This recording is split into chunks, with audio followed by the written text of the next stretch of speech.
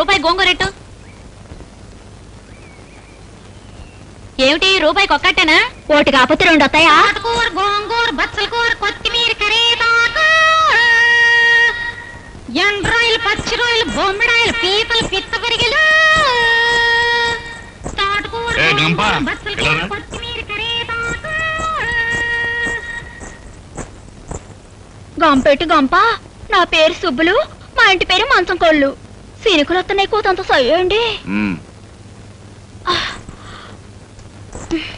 అది సరే, పక్కీదులో కాయగూరలను కేకెత్తు, ఈ తిరిగేసరికి నీ స్కూల్ అమ్ముతున్నావు.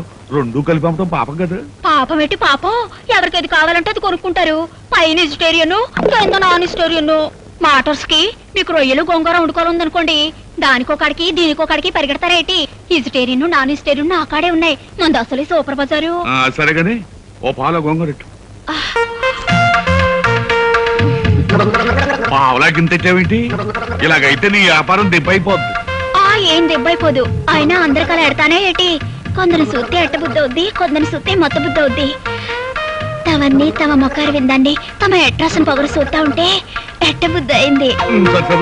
నాకు తెలవ కడుగుతాను, ఈ మీసకట్టు మీకు పుట్టుకతో వచ్చిందా? అవును, ఈ ఇంట్లో ఆడంగులు ఎవరూ లేరా? మగంగులు మీరు కొంటున్నారు. ఓహో, వైఫ్స్ గట్రా లేరనుకుంటా. అలాంటి గొడవలేం పెట్టుకోలేదు నేను. అలాగండి, నాకు హస్బెండ్స్ గట్రా ఎవరూ లేరు. తాళి కట్టినడు దివిసీమలో తుఫాన్ వచ్చినప్పుడు యాటకనెళ్ళి సముద్రంలో కొట్టుకుపోయాడు. మళ్ళీ తుఫాన్ ఎప్పుడు వస్తుందా, ఆడెప్పుడు కొట్టుకొస్తాడా అని చూస్తున్నా. ఈ ఏడాది కానీ తుఫాన్ రాదనుకోండి, మీలాంటి మహారాజా అండర్లో ఉండిపోతాను.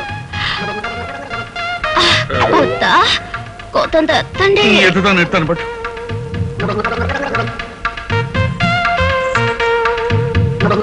తోటకూర, గోంగూర, బచ్చల కూర, కొత్తిమీర, కరేపాకు,